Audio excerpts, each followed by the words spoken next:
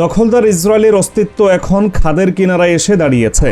উত্তরের আকাশ থেকে বৃষ্টির মতো ধেয়ে আসছে হিজবুল্লাহর রকেট, আর দক্ষিণ ও কেন্দ্রস্থলে একের পর এক লাগাতার বৃষ্টির মতো বর্ষণ হচ্ছে ইরানের অত্যাধুনিক ব্যালিস্টিক ক্ষেপণাস্ত্র। আকাশ প্রতিরক্ষা ব্যবস্থার অজেয় দাম্ভিকতা এখন কেবলই ধ্বংসস্তূপ। ইরানের সাথে যেন পাল্লা দিয়ে ইসরায়েলে লেবানন থেকে ভয়াবহ হামলা করছে হিজবুল্লাহ। এটি এখন আর কোনো হেডলাইন নয়, বরং রণাঙ্গনের এক চরম বাস্তবতা। দখলদার বাহিনীর সেনা কমান্ডাররা একই সাথে বহুমুখী হামলার শিকার হয়ে পুরোপুরি দিশেহারা। সামরিক কাঠামোর প্রতিটি স্তরে এখন কেবলই পরাজয় এবং মৃত্যুর আতঙ্ক।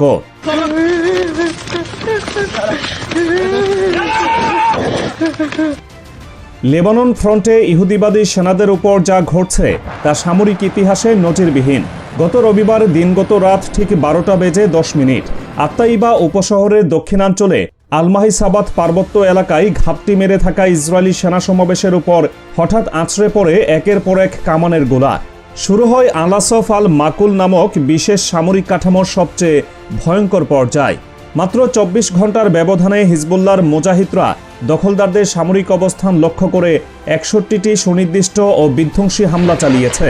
একদিনে এতগুলো সফল অভিযান পরিচালনার রেকর্ড ইসরায়েলের বিরুদ্ধে এর আগে কেউ করতে পারেনি।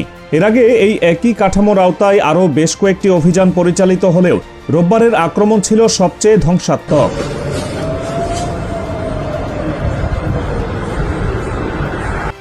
এই হামলাগুলো কেবল দূরপাল্লার রকেট নিক্ষেপের মধ্যে সীমাবদ্ধ থাকেনি, বরং যুদ্ধের গতি প্রকৃতি সম্পূর্ণ বদলে দিয়েছে। হিজবুল্লাহর মুজাহিদরা সরাসরি সীমান্ত অতিক্রম করে অধিকৃত উত্তর ফিলিস্তিনের অন্তত 7 কিলোমিটার গভীরে প্রবেশ করেছে। সামরিক মানদণ্ডে ইসরায়েলের মতো একটি অবরুদ্ধ রাষ্ট্রের এত গভীরে ঢুকে পড়া তাদের চরম সামরিক ব্যর্থতার প্রমাণ।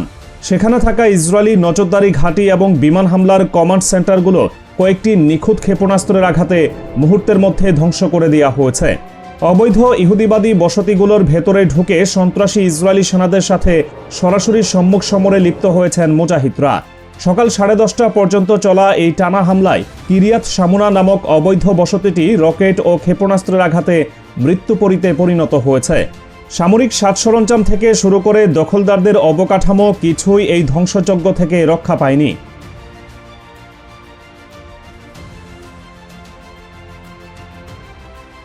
রণাঙ্গন থেকে প্রাপ্ত সুনির্দিষ্ট তথ্য থেকে জানা যায়, দক্ষিণ লেবানন সীমান্তে এই সম্মুখ লড়াই অন্তত 6 জন ইসরায়েলি সেনা নিহত এবং বহু সেনা গুরুতর আহত হয়েছে। আহতদের অনেকের অবস্থা এতটাই শোচনীয় অবস্থায় রয়েছে যে মৃতের সংখ্যা আরও বাড়ার সুস্পষ্ট শঙ্কা রয়েছে। কিন্তু নিজেদের চরম ব্যর্থতা আড়াল করতে ইসরায়েলি কর্তৃপক্ষ যে হাস্যকর অজুহাত দাঁড় করিয়েছে তা তাদের তথ্য ব্যবস্থার দৈন্যদশাকেই সামনে আনে। তারা নির্লজ্জের মতো দাবি করছে একটি অত্যাধুনিক সামরিক ঘাঁটিতে নাকি গ্যাস সিলিন্ডার বিস্ফোরণ হয়ে এতগুলো সেনা হতাহত হয়েছে। রণাঙ্গনের বাস্তবতায় এমন ডাহা মিথ্যা তথ্য দিয়ে তারা মূলত নিজেদের নাগরিকদের ভেতরে ছড়িয়ে পড়া আতঙ্ক ধামাচাপা দেওয়ার মরিয়া চেষ্টা করে যাচ্ছে। নিহত সেনাদের আসল তথ্য আড়াল করতে সংবাদ মাধ্যমগুলোর উপর কঠোর সেন্সরশিপ আরোপ করা হয়েছে।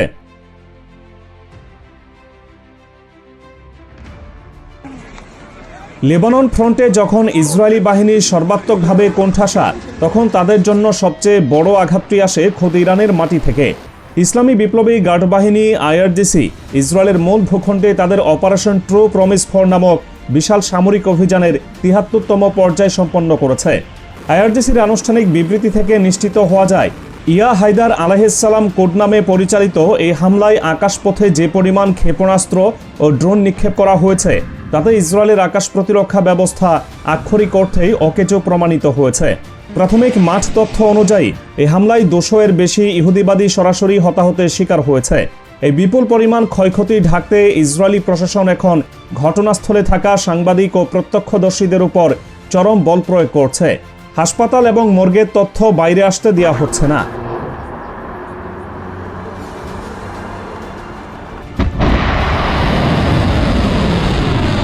আইআরজিসির এই হামলার মূল লক্ষ্যবস্তু ছিল ইসরায়েলের দক্ষিণাঞ্চলের সবচেয়ে সুরক্ষিত সামরিক ও নিরাপত্তা স্থাপনাগুলো। আরাদ, ইলাত, বিরশেবা এবং কিরিয়াত গাত এলাকার সামরিক অবকাঠামোতে নিখুঁতভাবে আঘাত এনেছে ইরানের ব্যালিস্টিক ক্ষেপণাস্ত্র। তবে সবচেয়ে বড় বিপর্যয়ের জায়গাটি হল দিমোনা। দিমোনা শহরটি ইসরায়েলের অত্যন্ত গোপন ও সুরক্ষিত পারমাণবিক স্থাপনার জন্য পরিচিত। এরকম একটি সর্বোচ্চ সুরক্ষিত এলাকায় ইরানের ক্ষেপণাস্ত্রের সরাসরি আঘাত বিশ্ববাসীকে বুঝিয়ে দেয় ইসরায়েলের আকাশসীমা এখন পুরোপুরি অরক্ষিত। আয়রন ডোম থেকে শুরু করে ডেভিড স্লিং, ইসরায়েলের বিলিয়ন ডলারের প্রতিরক্ষা ব্যবস্থা ইরানের হাইপারসনিক গতির সামনে সম্পূর্ণ অসহায়।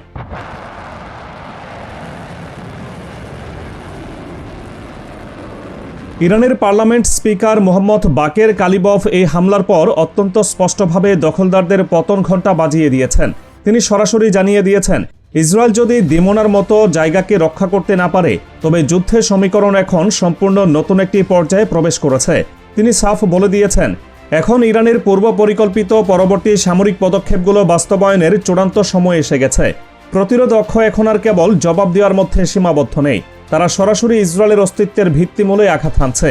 ইরানের এই নির্ভুল আঘাত প্রমাণ করেছে যে তারা যখন চাইবে ইসরায়েলের যে কোনো বিন্দুতে ধ্বংসযজ্ঞ চালাতে সক্ষম।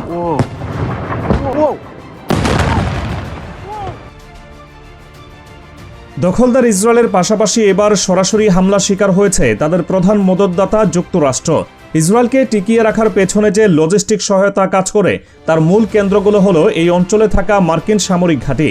সেই ঘাঁটিগুলোকেও সরাসরি নিশানা করে নরকে পরিণত করা হয়েছে। সংবাদ মাধ্যমগুলো বলছে, কুয়েতের আলী আল সালেম এবং সংযুক্ত আরব আমিরাতের আল মিনহাত ও আল দাফরা ঘাঁটিতে সরাসরি ক্ষেপণাস্ত্র ও ড্রোন হামলা চালানো হয়েছে। এর মাধ্যমে যুক্তরাষ্ট্রকে একটি অত্যন্ত কড়া বার্তা দেওয়া হয়েছে, ইসরায়েলকে অন্থভাবে সামরিক সহায়তা দিলে মার্কিন বাহিনীও আর নিরাপদ থাকবে না। তাদের সামরিক ঘাঁটিগুলো এখন প্রতিরোধ অক্ষের রাডারে লক করা আছে।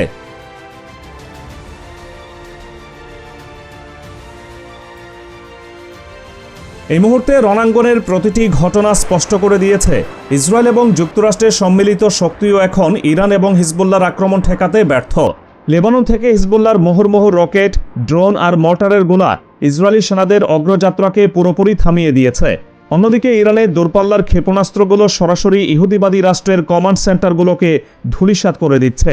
দখলদার বাহিনী এখন নিজেদের ভূখণ্ডের ভেতরেই অবরুদ্ধ।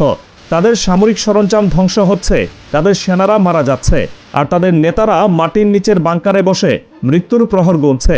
প্রতিরোধ অক্ষের এই নিরবচ্ছিন্ন ও ভয়ঙ্কর হামলার মুখে দখলদার ইসরায়েলের পতন এখন কেবলই সময়ের ব্যাপার।